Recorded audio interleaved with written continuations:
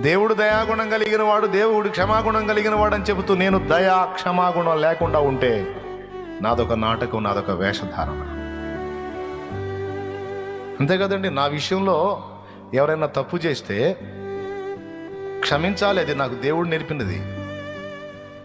కానీ ఒక కాపరిగా, సంఘనాయకుడిగా కొంతమంది ఇప్పుడు తేడా పడ్డోళ్ళు వెంటనే ఈ పాయింట్కి వస్తారు, ఈ మాటలు బాగానే చెబుతున్నాడు, మరి మమ్మల్ని ఎందుకు క్షమించాలా, మమ్మల్ని క్షమించాలిగా అంటారు.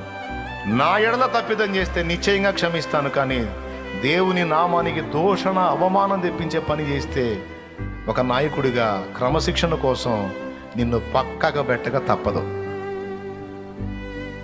ఎందుకంటే నువ్వు దేవుని భయం లేకుండా బరి తెగించి రోడ్డును పడ్డావు.